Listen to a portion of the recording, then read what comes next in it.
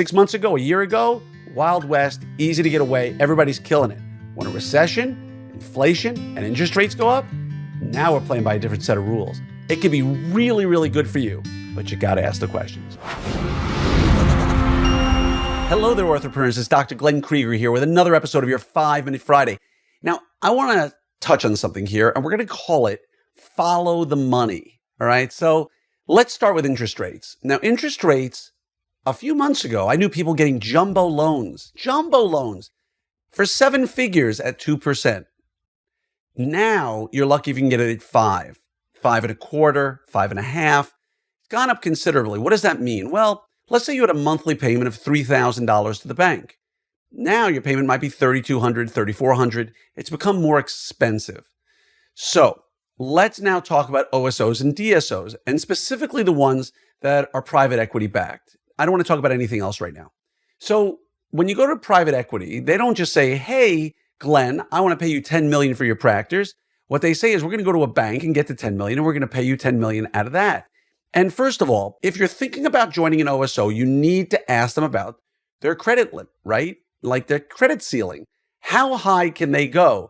And there have been stories of OSOs out there, rumors, that have gotten close to their credit ceiling, meaning that you're not allowed to borrow money anymore. Now, I'm not picking anybody in particular, but I've heard rumors. Whether it's true or not, immaterial, I'm not giving you names, so it doesn't matter. But my point is, you should know what the value of an OSO is relative to the amount of money that they've borrowed.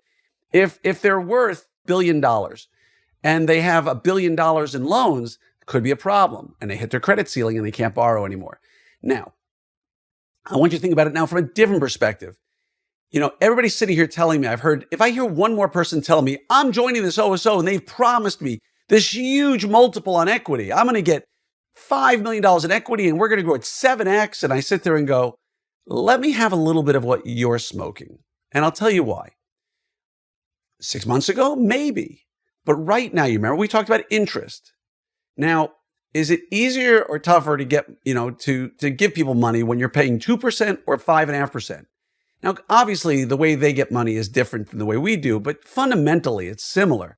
And they got to borrow it for an interest rate. And if the interest rate has gone up, fundamentally, the amount they're paying you has to be less for the equal amount of value to them. Because if they're paying you $1 million and they're getting it at 2%, that costs them a whole heck of a lot than giving you $1 million that they're borrowing at 5%. All right. And I did not make this up. I've spoken to more than one person in C-suite level of OSO, DSO world. All right. So again, if they're borrowing at 5%, the money they're paying you costs them much more. So if you get an amazing deal better than anybody could have ever imagined, you're getting a multiple that's killing it, you need to do your due diligence and ask questions. Because especially now with the amount of money, the cost of money, to be paying you crazy multiples, that's a concern because it's costing them more than it ever has before. Hey everybody, if you are not registered for the Orthopreneur Summit yet, what are you waiting for? Everybody who's attended has told me it's the best meeting, not ortho meeting, best meeting they've ever been to. You want to relax. You want to deal with the issues in your practice by talking to other people over dinner, because every drop of food is included. Every drink is included. Every drop of entertainment is included. From the moment you show up, you are my guest to help you bring your practice to the next level. So go to opsummit2022.com. I guarantee you right here and now, as I always have, that this will be the best meeting you've ever been to. And if it isn't, you just come and let me know at the meeting. I will put you in a limo and pay for it and send you to the airport and pay for your flight home. Nobody's ever taken me up on it because this will be the best meeting you've ever been to. If you don't believe me, go ask your friends. Wishing you a great day. Go to opsummit2022.com. Hope to see you there. And number 2, with an economic potential turndown, people are saving money. Are they going to be as apt to want to invest and buy? Right? And this again comes from experts that I've spoken to. So anybody who says, oh, we're going to get a crazy multiple in 3 months from now, really, as the US goes into a recession in 3 months from now, you're going to get a crazy multiple. Some company out there is going to go, we are so flush with cash, we're going to throw it at you and get as much, give you the best deal possible when inflation is through the ceiling, interest rates are high, and the recession is happening. Use common sense. Is that really going to happen? So it's up to you more than ever before to do due diligence on the solvency of the company you're joining, meaning what is their debt ratio? And ask them that. It's an important question. Number two, what is their realistic idea of what they think that their multiple will be in a year or 2 or 4 or 6 or whenever they're planning on doing another equity turn? And if somebody says to you, oh, we're going to get 7, 8x, I question that very, very sincerely. Again, one of the things that you really need to look at is that debt ceiling and the quality. And again, you need to find out the financials on the company.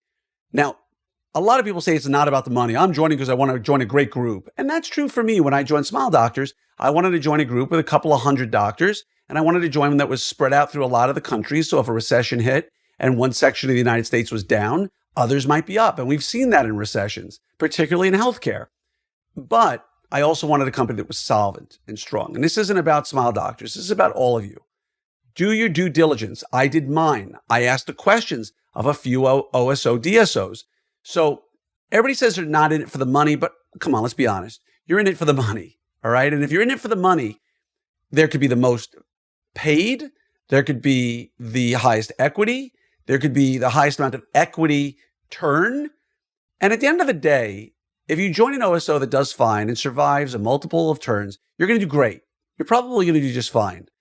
But the most important thing we've learned is that you've got to be careful about the financials. So ask the questions. If you have two offers that are within 10% of each other and one company is very solvent and one is not really, that could be a risk. So again, I'm not a financial advisor. I'm not a broker. I'm just giving you common sense advice from the dozens, if not hundreds of conversations I've had with people that if you're getting a ridiculous deal from one company and not from the other two, question it. Find out why. It might make sense. You might be somebody in a market they're trying to get into, and you're the first one, and you're going to be the hub in a spoken hub model. But if you're not a big practice, that may not be the case. And so just ask the questions. And don't ask your CPA to jump in and ask questions. Your CPA doesn't get this. It's up to you to find somebody who understands the private equity world and how these things work and get them to work on your behalf. Somehow hire them or find them and ask them the questions that you need to know so that they can then either go and ask on your behalf or you ask the questions. But you've got to know about the solvency of the company. You've got to know about the debt ceiling and the debt of the company. And you've got to know, what are they looking at realistically in terms of their multiple? And here's the kicker. Anybody who tells you they know what their next multiple is for a deal that they're not currently involved in is full of BS. They have no idea. Zero. And if somebody says, we're going to get a 6x multiple, say, really? Can you guarantee that? Can you put that in writing? No. But if we follow the model of so-and-so, and if we follow Smile Doctor's model or so-and-so's model or other companies within our portfolio's model, I call BS. Ask for it in writing. And they won't put it in writing, which means it's all conjecture. We can't put it in writing, but we're real sure about it. Oh, really? You're so sure you won't put it in writing?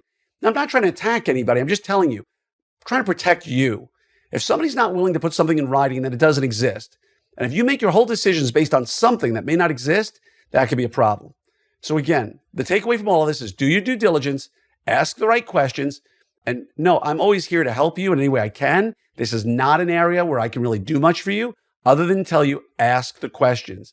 I can tell you about my experience and what I went through if you reach out, but you have to find your own path and you got to find your own financial advisors and recognize that your CPA may not really be very well equipped to ask the right questions. Maybe your attorney will, but you've got to start asking the questions. 6 months ago, a year ago, Wild West, easy to get away. Everybody's killing it. When a recession, inflation, and interest rates go up, now we're playing by a different set of rules. It could be really, really good for you, but you got to ask the questions, okay? Much love to each and every one of you. Wishing you a great day, and I'm always here if you ever need me, all right?